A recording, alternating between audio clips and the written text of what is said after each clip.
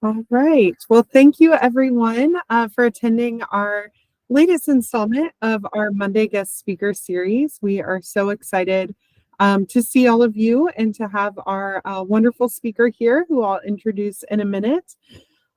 Just a couple updates for you all. So we do have a few more weeks of Monday guest speakers planned out as of right now. So we have React Frameworks on August 14th, which is next Monday, Agile Methodologies the following Monday, Career Paths in Data and Analytics on August 28th, which is going to be from one of our data mentors, and then one on AWS certifications on September 11th.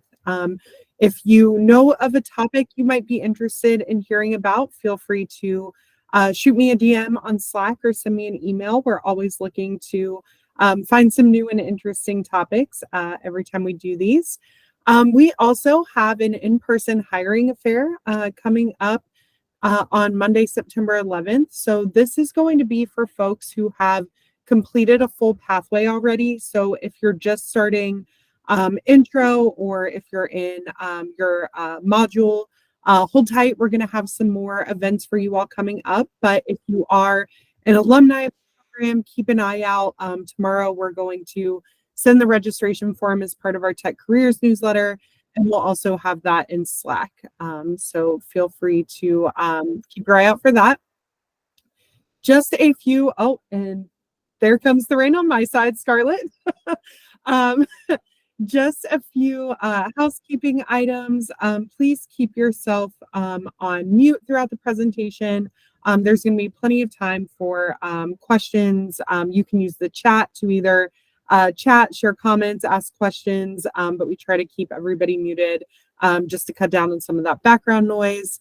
And for modular folks, if you're attending as part of your career readiness requirement, please remember to fill out the form in your Google Classroom to get credit for attending. So that's not the new intro students. These are the people that started their pathway a few weeks ago. So finally, I would like to introduce our speaker for tonight, Scarlet Harrod. Scarlett's a recruiter in the Louisville office for Brooksource, and I'm sure she'll tell you a lot more about her role, but she's been a really long time supporter of our programs.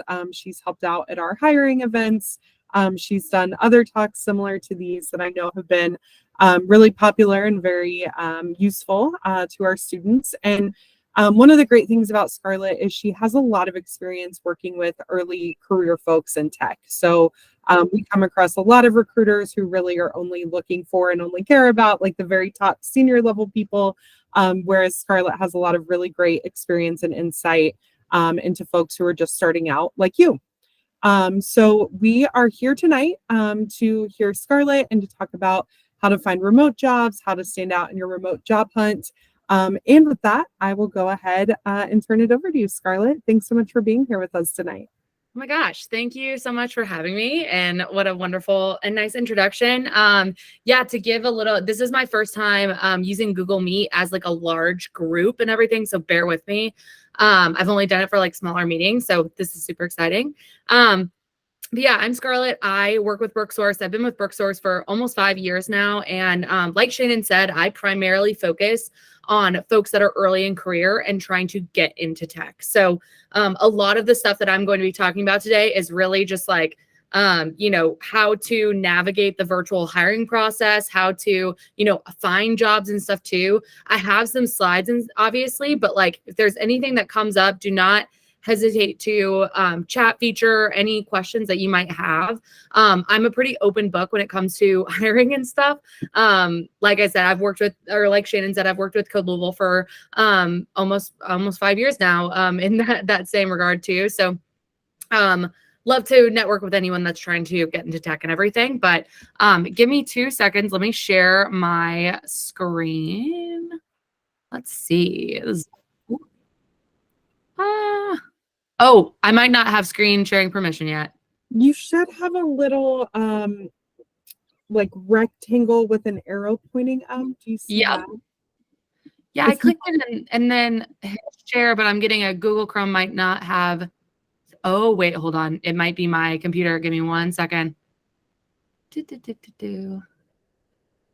And I if know. you want to send it to me, I can pull it up on my end as well. So Yeah, whichever works I think best. I think this should work once I put this in. I think it's because I don't have it. Oh no.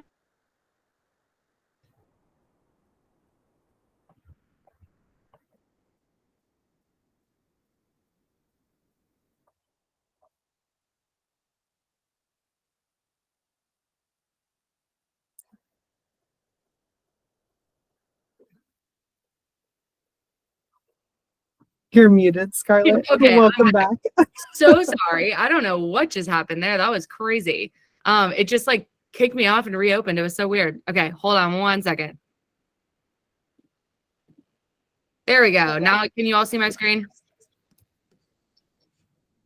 Yep. Sweet. Awesome. Well, yeah, so I will kind of, oh my gosh, I like can't see anyone else. This might, if there is, oh weird, I can see it through here. What an interesting setup. Hold on. Sorry, again, like I said, trying to get used to this. Shannon, if there's any comments, feel free to say them in the chat because I don't think I'll be able to see any of them. Sure. So feel free to just jump in. But yeah, so navigating the virtual hiring process, like I said, I'm Scarlett. Elevate is our is Brooksource's associate level consulting program. So it's basically geared towards anyone 0 to 3 years of experience that are focused in uh, emerging folks trying to get into tech and everything. So that could be people like yourselves coming out of a boot camp. I also work with like veterans that are transitioning out of the service and getting into tech, people that are getting reskilled into tech. Maybe they're from a different area of tech or, have been in a different career prior and are trying to get in. So just a little bit about Brooksource. We're, an IT recruiting and staffing firm that helps our clients providing niche IT talent. We have the same parent company as Calculated Hire and Metasource. So if you see those names around Louisville or anything, those are also our sister companies in that sense.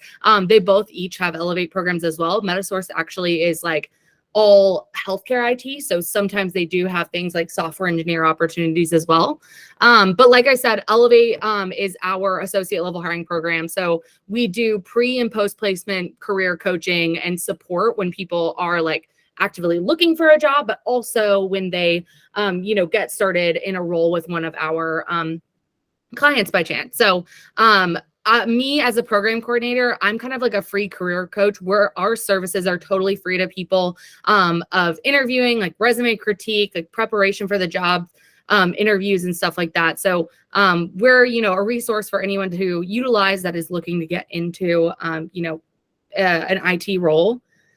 So I obviously want to just give a quick background on Brooksource, but what I really want to dive into today is these 4 areas. So first being job searching efficiently and effectively, especially if you're looking for remote opportunities and everything. The best ways to, help identify some of those, some tips and stuff too. Building your virtual network definitely is huge when you are looking for a remote opportunity because, in the same way that you're not just like outside meeting someone or going into an interview, being able to interact with people on a virtual level and start to build relationships from there that could help you in the future. Video interview preps, like how to be prepared for those types of interviews. And then lastly, just working with recruiters, how to build relationships with people like me, other, recruiters that might be like corporate recruiters or anything too. Just ways that you can open up more opportunity for yourself outside of just applying to jobs. So we're going to kind of get started on that job searching efficiently and effectively. We're going to start with what not to do. So we don't want to do like blanket applications. You don't want to just start like throwing your resume everywhere and, hoping something sticks and not like looking at where you're identifying. Obviously lying on your resumes and interviews and about your job search. This one's pretty like self-explanatory, but you want to be honest and truthful with like how much your experience that you've had. And you don't want to get in a sticky situation where you get into a role and it's like way too high level for what you're doing because of those things. long-winded resumes. A lot of times, especially as you get more in depth into IT, people's resumes get really, really long. I know some people say like keeping it to 1 page and stuff. I don't necessarily think that's like, you should absolutely keep it to 1 page. But you can, if it goes into a 2nd page, that's totally fine if it's welcome there, but you definitely don't want to get long-winded in your resumes, especially when you're applying to tech roles and everything, kind of keeping it very tech-centric. I know that's always like a big question with people, especially like, how do I change it from my regular resume to a tech resume?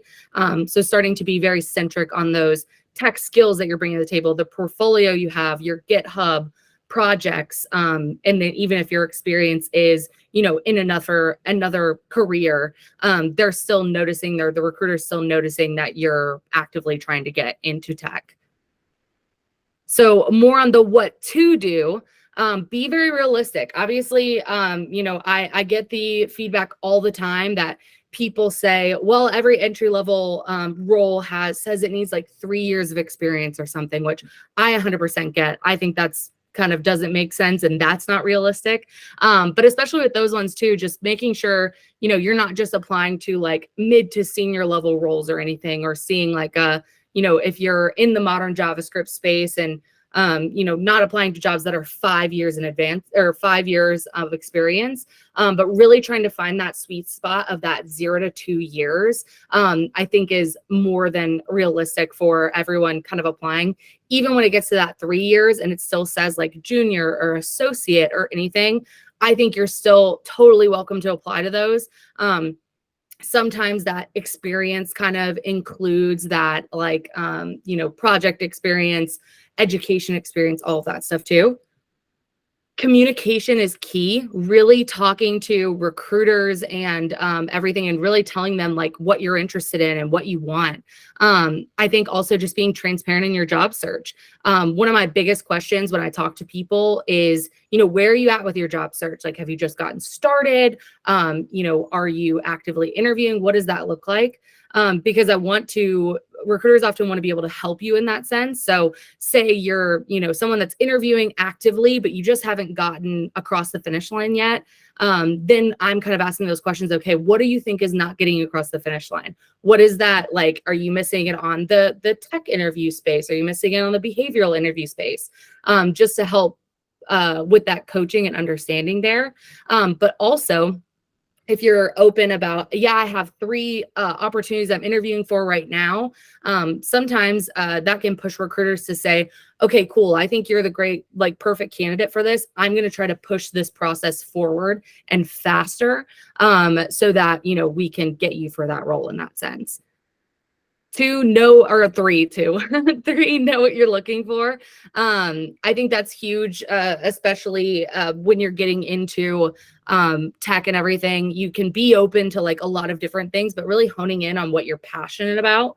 I think if a recruiter is asking you, what are you interested in? What are you most likely to get into or want to get into? It's great to say, I actually really gravitate towards the front end and really, really enjoy that. But also I'm open to some back end roles too, or vice versa. So still saying what you're most passionate about, but saying a little bit further into it of like, but I'm also open to data, or I'm open to cloud, or whatever that might be. Because that's going to still give us a more noticeable, like, this is obviously what you're looking for, compared to just saying like, oh, I'm just looking for experience, I'm open to anything.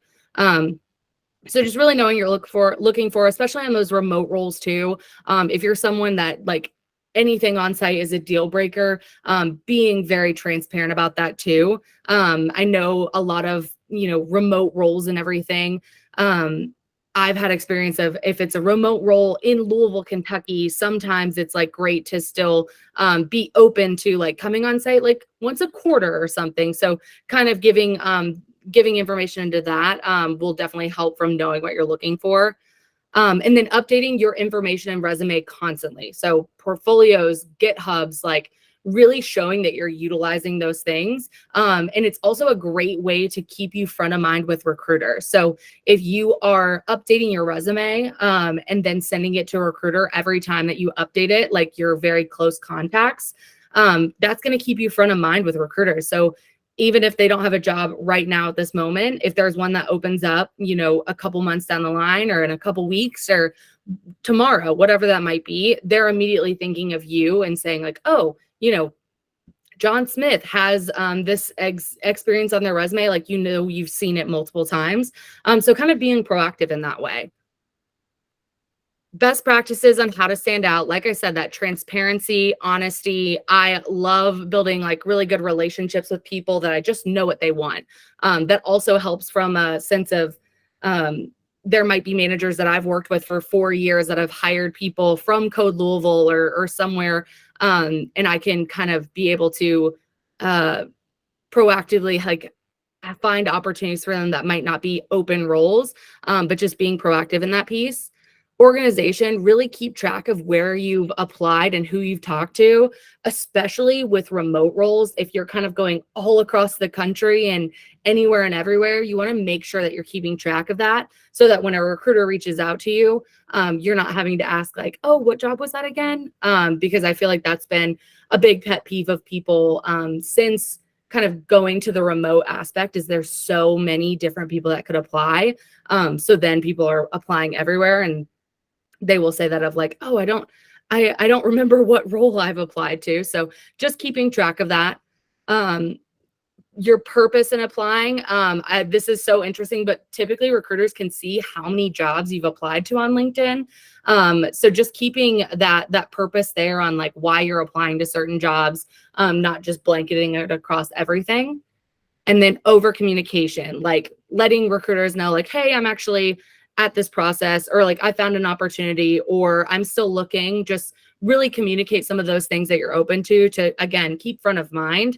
I wouldn't say like, I wouldn't say like follow up on a job, 5 times or anything, but I would say if you have a good relationship with a recruiter to, just continuously be open and everything, but also being just like very proactive in your search. Here's kind of an organization example of what people have done, like a job search tracker.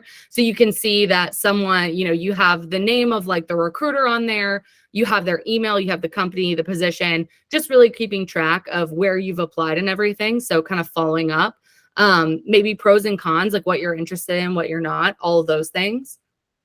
And then we're going to go through kind of like some steps on, how to identify these things. So narrow in on it, like type of work, what types of things do you want, the job title, the main skills you want to have, the evidence of achievements, like what does success look like in this role, and things that you want to grow in. The industry is huge.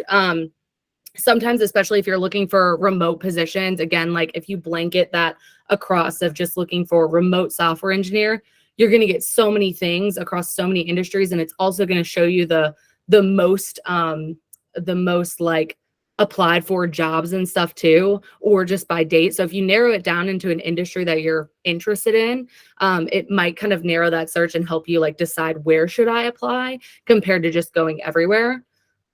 Which employers appeal to you, like values, the company size, the culture, the tech stack. Really looking into some of those companies can be great, especially if there's like a very specific tech stack that you want to work with. I'm pretty sure you can just look up companies that specifically post types of roles with that tech stack and kind of targeting those places. Maybe reaching out to the recruiter and saying like, hey, I'm actually really, really passionate about this tech stack. I'm looking for a company with this same type and would love to just like learn more about it. Career growth. What are your goals? Know the answer to like, where do you see yourself in 5 years? If you're someone that's in the dev space and you want to be in kind of that leadership role, like a software dev lead, like being very open about that. Or maybe you're interested in like the product route or project management, being open about that and just saying like, I could see myself going in multiple different pathways, but kind of being able to say that you feel confident in what you've done and grown within the tech space. So just kind of having, that's always a question that people ask, just having that answer in there. And then motivation factors. So money, location, growth, tech exposure, especially that remote aspect, if that's a huge one for you, really diving into that. Kind of step 2, come up with a plan. Recruiters are huge. Like I said, I'll kind of get back into working with recruiters a little bit later. But you should just connect with recruiters, especially tech ones that are at companies that you're interested in, or agencies as well that might work with a plethora of different companies. Networking events are huge. There's tons of meetups in Louisville, which are awesome. Things like that are on meetup.com, like Derby Pie and all of these other ones that I'm sure you guys have been interested in. And there's a lot of remote virtual networking events too. Just kind of trying to get your name out there and everything. LinkedIn is huge. All recruiters that I know utilize LinkedIn. In the Louisville, like Brooksource office, I would say 98% is a lot of LinkedIn that people are utilizing, and then others like Indeed or Career Builder are kind of next there. Actively updating your resume on those job boards. On different job boards, we can see like how recently they updated, or the last time that they've kind of interacted on the job board. So when people are actively searching for those, the people that are utilizing the job board the most are actually the ones that pop up to the top. And then obviously job postings are good ones. Here are just some examples. Like I said, LinkedIn is huge. Career Builder. I haven't used Monster in a long time. I would actually switch that with like Indeed. I think is more popular now. And then Dice is great because it is only tech focused. So anything on Dice is tech solely. And it has I have a lot of recruiters in our office will utilize that sometimes for higher level things, to be totally honest, but it's still a great one to kind of get on there. And there's obviously job postings there too. Lastly, the step 3, applying and following up. Don't rush, but sooner rather than later is kind of the thing. Really when to start. Know what you want, really plan for that rejection and everything. Knowing when to start is huge. I would say like if you are, feel confident, like completed a class within Code Louisville and you are kind of getting further into that and kind of ready to take that next step and transition into tech, that's when you want to, start applying and everything. But definitely plan for that rejection. The first role getting into tech is the absolute hardest. Like this first role is always the most like frustrating one that sometimes to get into, but it is the most like rewarding in that sense of when you finally get into that role. And definitely that's why I've like enjoyed working with people that are that 0 to 3 years of experience, is because it is that getting into that first role and kind of that first step into growth in the tech field. So keep doing that. Find your cheerleader and champion, whether that is the recruiter that you find a relationship with, whether that's someone in Code Louisville or Code Kentucky, a mentor, or even a friend that's kind of going through the same process. Really lean on each other. That's always great. And especially as someone that's already in the tech field, building relationships with other people that are early in career tech is great, because then you also know if they get a job somewhere that, oh, they actually hire entry-level folks as well. So kind of like utilizing that network that you all already have, being like with Code Kentucky and Code Louisville. Automate your search, choose 3 sites that are relevant to you and set up weekly search agents. So lots of, having to go in and check LinkedIn all the time and do your searches. You can save those as well to specifically search for different jobs that you're interested in with the filters, like, that you want it remote, or that you want it to be this tech stack or whatever that might be. And then set goals. Take some time to like spend just on online searching. Like you're going to spend an hour of your day specifically searching online, maybe once or twice a week, just to make sure you're, applying to those opportunities as quickly as possible, and kind of some of the first ones to apply. Referrals are great, like reaching out to friends of yours or people that and kind of, again, building that network of those that actually do, have entry level roles or know people that have, and then those meeting and networking events. Like how many would you like to go to in a month? Really pushing yourself outside of your comfort zone when applying, and, trying to find an opportunity in tech is going to really put yourself out there.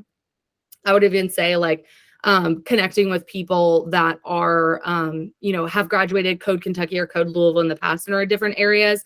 Obviously, like I said, utilize that network.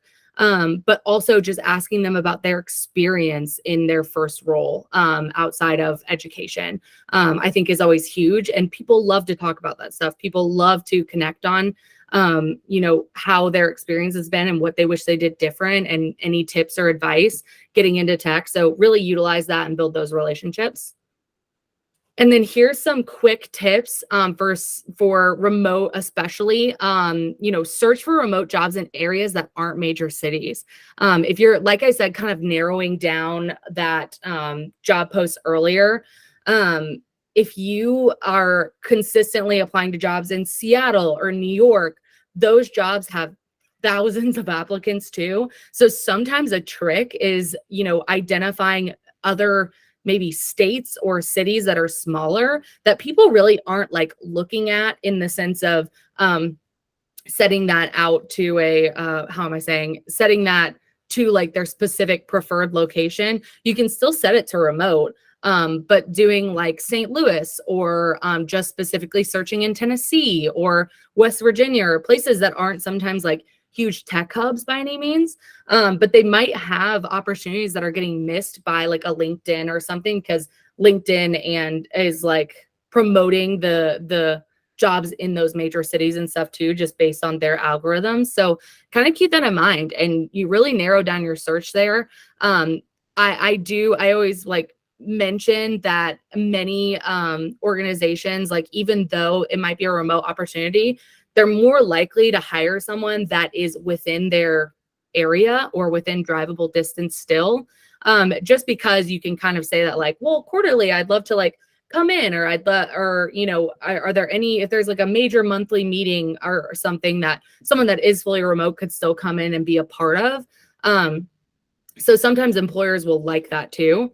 Really keep that cost of living in mind. Obviously, we're in Kentucky, which is a much lower cost of living than, say, a Seattle. Actually, my counterpart in Seattle and I often do presentations on a national level together, and we will always mention that. I'll be like, I'm in, Louisville, Kentucky, and, she is in Seattle. Here's our cost of living difference. So just being really aware of that when you're applying to different opportunities, so that you're not, counting yourself out or anything too. Especially if you are, say, interviewing for ones in a high cost of living spot, you might be thinking, oh, well, that's the consistency across everything. And then applying to a job in, say, Kentucky or something, and you don't have the, same cost of living in mind, or someone's like, oh, you're kind of a higher price or rate than people would often see. So just keeping those things in mind when you're applying. Building relationships with recruiters and being proactive, obviously, is what I've been saying, but definitely connect with both corporate and agency people. Brooksource, we have opportunities that are contract and contract to hire, but then we work with places like a Humana or a Papa John's International, where they might have completely different opportunities that based on contract and based on their like in-house corporate everything. So just keeping that in mind is, if your, agencies aren't always just working on the same jobs that they have direct hire to XYZ company. They have completely different opportunities that might be based on different budgets. So you're only expanding your network and opportunities to jobs if you're talking to like agencies as well.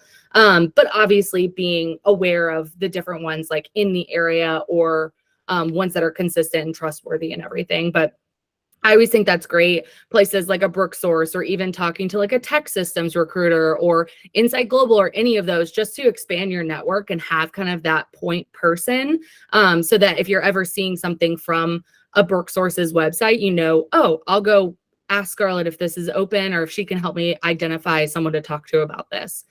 And then lastly, be aware of keywords in the job description and tailor your resume. A lot of times on the job description, it'll have that must-have skills, or it'll have like a wish list or something too. This is why tailoring your resume is so huge, because you want to make sure that your resume is going to the yes pile when you apply. A lot of places use systems, even LinkedIn uses systems like this, where it will be, the most relevant people, or the people that have the skill match, is coming to the top. So if you see on the like must-have list that it has a certain, like, it has JavaScript on there, but it also has Node. Instead of just having JavaScript on your resume, you want to make sure you have those frameworks too that are on there. I add the no matter how simple the must-have skill is. I always give the example of like Excel on your resume. Say that the needs list has Excel on it, and obviously you're like, oh, of course, everyone has Excel. Like everyone has some sort of experience with Excel.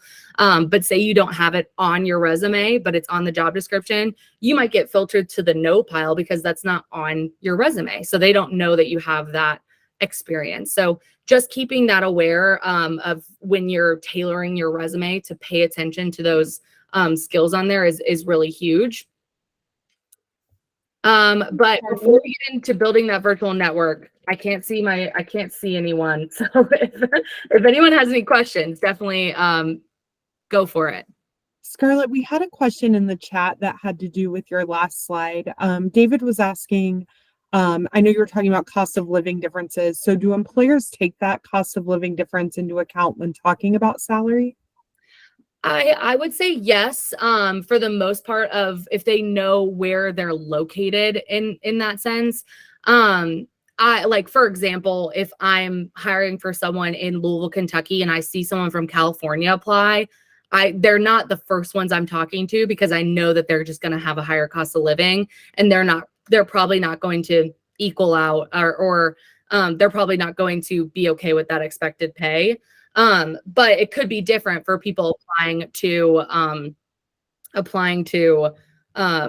from Kentucky to a California, because at the same time they might take into account, oh, Kentucky is a lower cost of living, our budget is kind of tight or something. So I'm just trying to think of like different ways around it sometimes too. But I think it's always okay to ask as well if you're, curious on if you're curious on like how to negotiate those salaries. I think it's also okay to say you're not totally sure that you've seen X, Y, and Z numbers, because sometimes that recruiter will be honest with you and say like, actually, we have budget for this, or you could be asking for this type of salary type of too. So it kind of depends on the recruiter, but definitely ask those questions if they're taking into account those cost of living differences. I finally figured out how to look at the chat. Best ways to find a recruiter. I think these are great times too, obviously, like if other people are explaining these or on these chats and stuff, like obviously I'll give my contact information after this too of those. But also in the others of like looking at local Louisville recruiters at places like other recruiting agencies. I think I mentioned like Tech Systems or Insight Global. They might have people that are specifically dedicated to entry-level hiring. I'm not totally sure. Obviously, I'm that person within Brooksource Louisville. But there are definitely ways to find recruiters. I think LinkedIn networking is the easiest way. Sometimes, recruiters are getting reached out to a lot, especially if they have postings of jobs and stuff. But I would say that's the easiest way to start, is to reach out via LinkedIn. Maybe if you see their email on there, just say, reaching out and saying like, hey, I would be interested in getting connected, as well as utilizing the contact us section within different companies. I know I always give out our contact us section because it always goes directly to me, that it says, oh, someone applied within Elevate. So that's always a great way too, as well. Cause if you put in a contact us, it usually, adds in, or usually will tag a recruiter to you. When working I would just add, I know we do internally a lot of events for Code Louisville and Code Kentucky students. So Scarlett specifically works for a tech recruiting company, but we have a lot of recruiters who are internal recruiters that come to our virtual hiring fairs, or some that even serve as Monday guest speakers. So we'll definitely have folks like that to connect you all to. And then with Brooksource, for example, there's a Cincinnati office. They also I know Scarlett, you were mentioning, do some work in the Lexington area. So there are different options for those of you that aren't in the Louisville area, and we will our team can get you all kind of some pointers on where to find some of those, especially if you're outside of Louisville. Yeah, absolutely. Yeah, internal recruiters at different companies you're interested in are great to connect with. Not even if you're, if you're on LinkedIn and actually talking to them or having a conversation, but great ones to follow because they're the ones posting the jobs and everything too. So if you're following someone and have those notifications on when they post a job, you can be the first one to apply to it and everything. So kind of building those connections and everything. I think also if you get reached out to on LinkedIn by a recruiter, say you're someone that's in the desktop space currently, you're in IT infrastructure, you're looking to move into development. If someone's reaching out to you about infrastructure roles, still replying to them and saying like, hey, I'm actually looking to transition into dev is a really, really easy to kind of like start the conversation with recruiters that are maybe asking you for another opportunity. Because a lot of times recruiters are not just working, like I don't solely work on software engineers. I could work on data analysts. I could work on IT infrastructure, like lots of different things. So just being aware of that. When working for another state remotely, does their state tax apply? I don't think so. No, I'm pretty sure that's a no. But it might depend state to state. But I do know when people are remote in another state, but they don't have Kentucky taxes, they have XYZ state taxes. Getting started with Elevate, I can share my contact information, everything after this too, that will be able to connect with me and everything, or someone within our Louisville office and everything. But yeah, and then let's see. Okay, let me move. My dogs decided to start wrestling in the background. Hopefully no one can hear them. Sweet. We'll kind of get into quickly building your virtual network. This will also go into kind of how to identify recruiters to talk to and everything. Have a goal on meaningful connections that you want to make. So start with people you have something in common with, other Code Louisville alumni. There's tons of people that are in roles and everything that have been Code Louisville, Code Kentucky alumni. Adding those people on LinkedIn. I'm so sorry, I have the hiccups right now for some reason. Adding those people on LinkedIn, different clubs that you're interested, volunteering, old professors, old supervisors, all that stuff. And move to people that work for a company in a position that you want. So say your dream job is to work at let's say it's Microsoft. Start adding people that also work at Microsoft, or say it's at even just like a Humana or a Papa John's International, some of these local places. Start adding people in that company, in that position that you're interested in. It'll also help make connections on just learning, maybe identifying a mentor. There's some stats on LinkedIn about how many people, I can't remember what the stat is. I will have to find it and send it after this because it is a crazy stat of how many people that got a new position were already connected with someone from that company on LinkedIn. Like it's a very high rate. So making sure you have some of those connections, regularly commenting on First Connections posts, driving interaction on LinkedIn will actually make you come to the top of people's searches. It'll come to the top of like applying to jobs and stuff too, because people that are more active on LinkedIn, have more built out profile, are more likely to pop up in those applications or searches. Posting relevant articles and events and really sharing a lot of that stuff, joining and following groups and hashtags, and then obviously virtual meetups. LinkedIn has tons of virtual meetups that are totally free. So just looking into those, if there's one that interests you, definitely join. It's a great way to also build connections. So if you see that someone that you're interested in getting to know or works at a company you're interested in is joining a virtual meetup, join that as well. It could start a conversation afterwards of, opportunities or learning more about roles or identifying mentors. When you message your network, really have a purpose. So again, like starting with that intro and a line that you both have in common. If you both just attended a specific event saying, oh my gosh, I just attended this event, I would love to connect and get your thoughts. I'm new in the tech field and I'm looking to learn.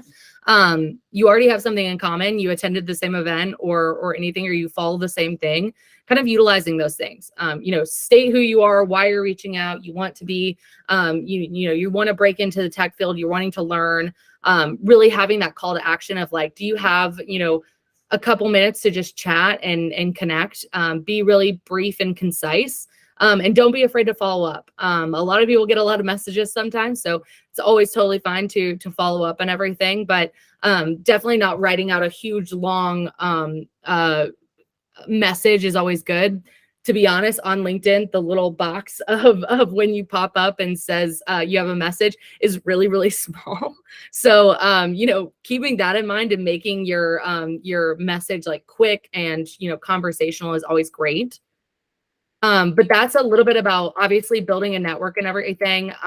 Again, this is a great way to identify, recruiters is looking at companies of a position you want, maybe seeing recruiters that other alumni are connected with that maybe also have been hired, is a great way to just identify some of those. Any other questions before I move on into, I accidentally completely escaped. This has been all over the place. You're doing great. Thank you. Oh my gosh, I missed it. Any other question? Now I can't see the messages for some reason, and I just started from the beginning, it looks like. We're good on chat for right now. Cool. Awesome. So then preparing for that virtual interview. Obviously, if you're applying for virtual or remote jobs, most of those interviews are going to be virtual. Actually, I would say majority of interviews in general are starting off virtual at least before bringing someone in. I don't think even for in-person roles, I don't think I've had a in-person first interview in a long time, like not since pre-pandemic, to be totally honest. So everyone should be prepared for virtual interviews, especially for remote jobs, but even non-remote jobs, because a lot of people utilize them now. Don't miss out on really shining in those super common interview questions. Even if you are, new to the tech field and you're like going to be doing, a little bit of technical screening and stuff, they're probably still going to ask you to tell them about yourself. Walk me through your resume. Tell me about your experience with XYZ technology. You really want to nail those really common interview questions. You can have a script of tell me about yourself. And everything. And the same thing with walking through your resume. If it's on your resume, you want to be able to speak about it clearly and concisely. Luckily, it's a great way to start kind of that conversation of saying like, walk me through your resume, because you have it right in front of you. You can look at it and actually walk them through it. Being prepared to like discuss the company and talk through like why you're interested in those companies. So always, look at their website, their mission statement, but go a little bit deeper. Look at news that has been posted, LinkedIn, social media presence, all of those things as well will help bring more attention that you're like dedicated to learning. Practice your responses. It's always really like great to video a response and watch it back, like see how you answer things. It's so difficult to watch back. Like I did this when I was first interviewing for Brooksource because someone told me to. They're like, video yourself and see how you respond to things. I always said and I talk really, really fast, and I don't think those things have changed, but at least I'm aware of it when going into interviews or anything. And it also helps you with understanding if you need to go more in depth and stuff. And then Glassdoor interview questions are great. You can often see what people have been asked. Some people will put that on. But sometimes at the same time, Glassdoor can be kind of skewed for compensation and salary and stuff like that. But I think the interview questions are great, especially if it's about a specific company. Usually with I've noticed that it's better with like kind of that medium sized company because it's not too big that like they could be things not around tech, or could be just like basic, more like way more wide of a variety of questions. And then obviously when it's like a really, really small company, they might not have enough people to add those interview questions. So that kind of like mid-sized level company is great. For that pre-virtual interview, like really finding a quiet, private room, really be mindful of what's in view of the background.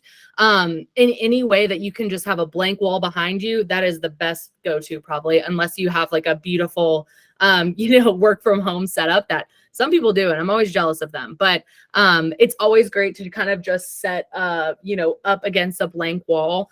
I remember doing an interview. I did a virtual interview before I was at Brooksource, and I remember just sitting on the floor of somewhere with a laundry basket flipped up with my computer on it, but I knew that my background was blank and everything. So just keeping those in mind.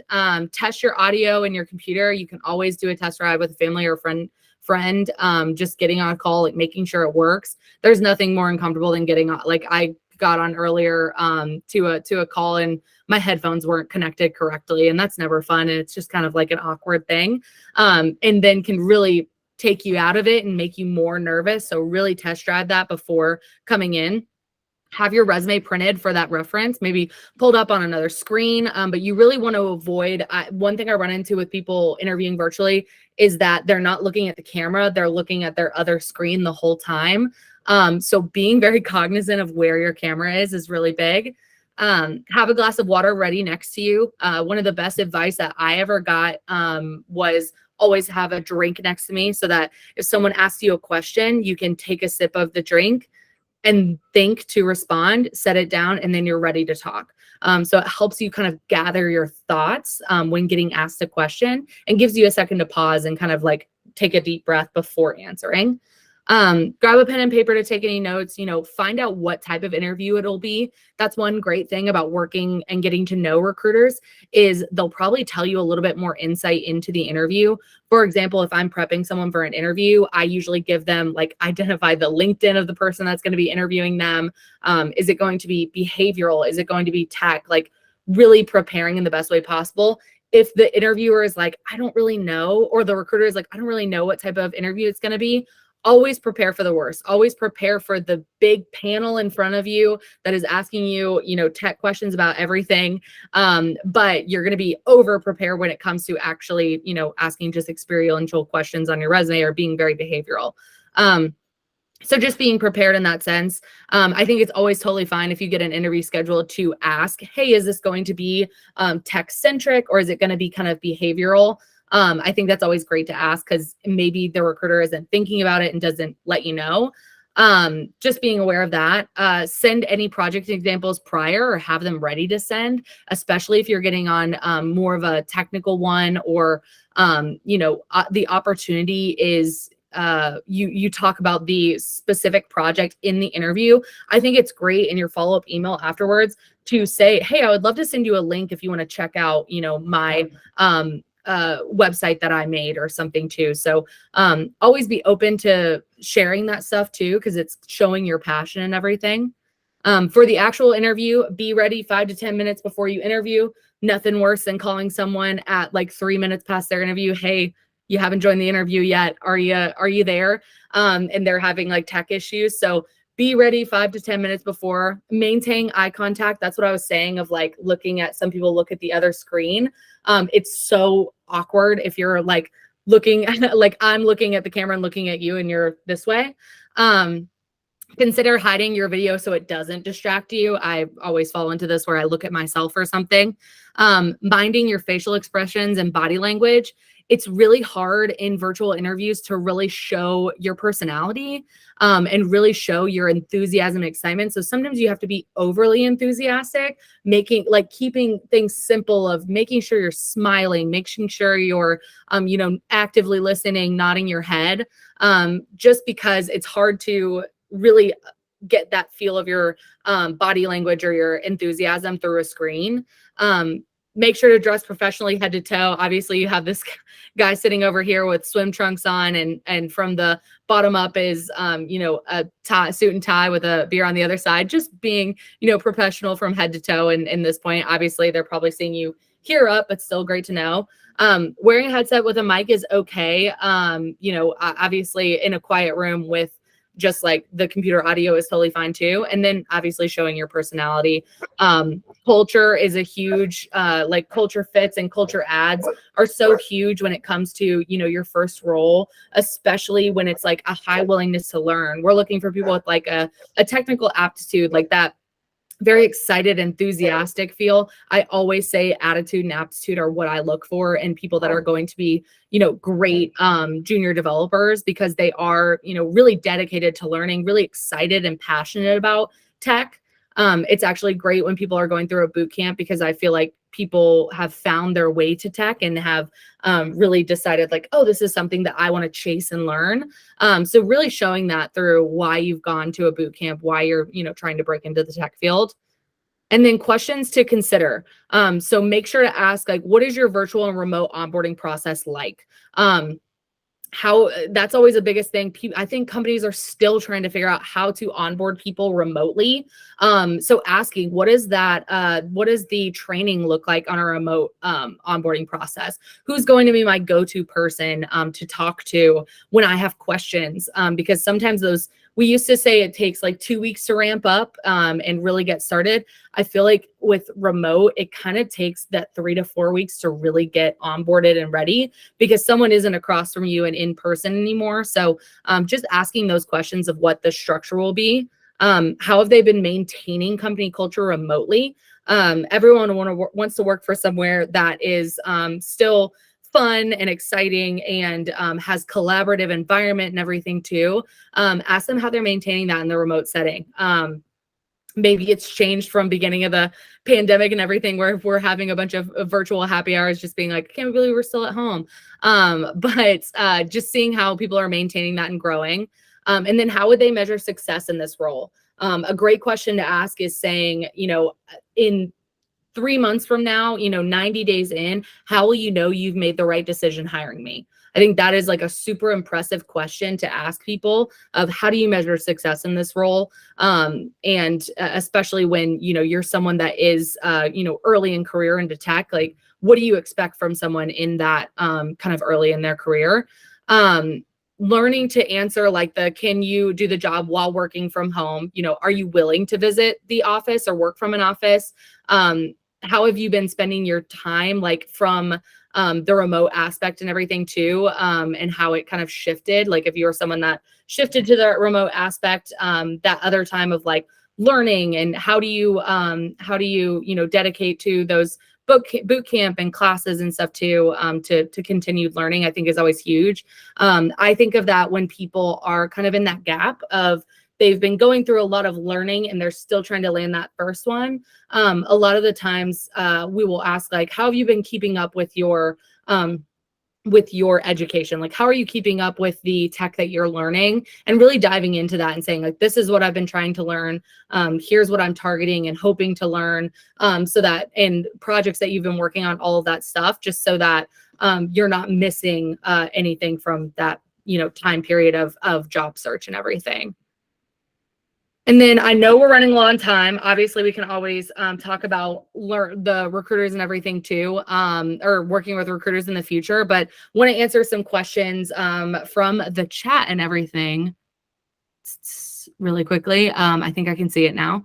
What do we do if we send an intro email to a recruiting agency and never hear back? You can definitely follow up. I think following up like 3 times is probably good. I would wait like a week in between each and just saying like, would love to connect. If you don't hear back from that, I think that's totally fine to reach out to a different person within a recruiting agency, or putting in the contact us info. I think that's always a great one to start with if you haven't been referred. A lot of times with recruiters, like the people that I have work with a lot too, will reach out to me and say like, hey, so-and-so actually referred me to you. Those connections are a little bit warmer in that sense. So then it's like easier to say like, oh, okay, I need to get to this person and talk to them right now because so-and-so referred them. And if I had a good relationship with them too. So asking friends and other people from Code Kentucky, like, who did you work with XYZ company? Like, do you mind if I, reach out and say your name that you referred me? That's always helpful to us. And we actually do like referral bonuses, at least Brooksource does this referral bonuses for people. So it's always helping people out. I love the idea of putting a mirror behind the camera to make sure you're looking at the camera and monitor your body language. That one's great. I feel like I'm someone that talks with my hands. I'm sure you guys noticed this entire time, and talks really fast. So just being able to be aware of yourself and like I said, kind of recording how you answer questions first is really going to help you like understand that, because you just don't really see it a lot. I would love to find an internship of some kind, even if it's unpaid. Are there any opportunities for those out there, middle-aged tech beginners? Absolutely. There's tons of opportunities. I think one of the things about Elevate 2 that we did is we're really focused on like 4 specific strategic talent pools of like emerging, so people coming out of school or education, diverse. We work with like different student organizations and DEI initiatives. Reskilled is huge because so many people are trying to break into tech after being in another career, or they found their way to tech. I've worked with tons of people that have kind of like maybe they've been in higher education or they've really enjoyed other areas and now are transitioning into tech. I've worked with tons of people that are reskilled. So it's totally out there and open to find those. It's just, talking to the right people sometimes. So absolutely there are. We don't do a ton of internships or anything, but I know there are tons of companies that do. And I think Code Kentucky even partners with some of them that have those unpaid ones, or just internships in general. So happy to connect with anyone on those too, of like maybe some connections that I have in the network that might have those. Let's see, what's the most common failure you see people do when breaking into tech? I think the biggest one is you want to be a sponge. Like you want to be able to absorb as much knowledge and information that you can. I think the people that I have seen like not necessarily fail, but maybe not getting to where they need to be sooner is they feel like they know everything. Going in and people ask questions about stuff. And you'll ask them a question on experience with this, or are you interested in learning this? And they're just like, no, I actually feel like really confident in this area, but they don't really have the everything to back it up. I think just being really open, knowing what you want, but also being open in your job search, especially when you're looking for like software development roles. There's tons of areas of software development that someone could be in. Cloud engineering is a great one. If you're someone that, is just kind of has that interest for knowledge and wealth for knowledge, just being that sponge and absorbing a lot of that as much as possible. And then also just people not doing projects or really expanding on their projects. I feel like that's a big one too on people's resumes. They don't feel like that's experience. It is experience. And that's like what's going to help you get into a role more than anything is making projects look like experience on your resume, fully using like the STAR method or any of those to kind of get, what am I saying? Like, make it look like a job experience on your resume. Like what was the project? What were you trying to accomplish? What were the goals? All of those things, I think is huge. Let's see. I saw one that I don't know offhand, but can find out and follow. I don't know offhand, but I can find out and follow up. Still a valid response or describing how you would find an answer to something you don't know. I feel like that question comes a lot of like, what do you do like situationally? What if you can't figure something out? Like, what is your course of action almost? I think really going into like how you would identify that information, especially if they're asking you in a interview, like what's your experience with this technology, and saying, I think it's okay to say you don't know, or if you're asked a very technical question saying, I don't know, but this is what I have done with that technology before. And I would like, this is how I would, learn more about this technology. Like if you're someone that utilizes a Udemy or a Pluralsight, saying like, this is my experience with this technology so far. I'm not really sure how to do what you're saying, but I think this is my course of action of how I would figure it out if you were like on the job.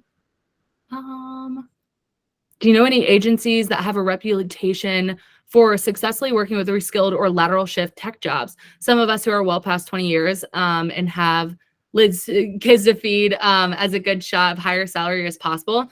I think being transparent with that, especially sometimes it is kind of it's hard to make that very lateral shift from like a high level IT job to something else, but recruiters are very much likely to work with you on that. I see this a lot actually with veterans as well too, of people that are coming out and their salary expectation is going to be higher because they have more experience in another area. And I think just like utilizing that, especially if it's lateral shifted tech jobs, your exposure and experience in that tech job should translate in some way to another role. So just being very transparent of like, this is what I would need in order to transition into a role, and asking them, is that possible? Or asking them to be transparent with you too on like, what is the highest that someone could get in those roles? I feel like I don't know of specific like other agencies, but I've worked with tons of reskilled people. Like I said, veterans is a great example of that, of people that are coming with a higher salary because they've been in a different area and wanting to transition into tech. So just being transparent with those needs and stuff is huge. I know we're at 7 o'clock and I've been talking like crazy to you guys. So apologies. I will put my I will shoot Shannon an email with our contact us link. The best way to get connected is to reach out to me there, especially for you folks that are in like Northern Kentucky and stuff too. Definitely specify that in the contact us section, because I can get you connected with our Northern Kentucky person, all of that stuff. So it's the best way to get into our system, as well as connect with one of us. So I'll send that out right after this. But I appreciate you all taking time to talk today. Do not hesitate to connect with me on LinkedIn or reach out to me. Hopefully you can see my dog is now chilled and sat there, but wish you would have done that the whole time. Yeah, let me know if any questions come up. But again, thank you all so much for having me today, and hoping to connect with more of you in the future. Oh my gosh, I can't talk. Thank you so much, Scarlett, for being here. We really appreciate it. And I think I learned a few things, so that's always good to kind of re-up our information. Yeah. But just as a reminder for everybody, we do record these, so I will have a recording to share later this week. I'll also share the information that Scarlett sends over. Please remember to check the jobs channel in Slack for any jobs opportunities, including internships that we have. We also have the tech events channel where we're going to share all kinds of networking events like Scarlett talked about. So again, we are so excited to have you all with us and in the program, and we're looking forward to having more of these events. So thank you all again, and have a great night. Thanks. Hey, real quick, Scarlett, Yeah. before you go, this is completely off topic, but Yeah. where did you get the posters behind you? Because I really like the moon taxi one. Thank you. The moon taxi, I always get them at different shows and stuff.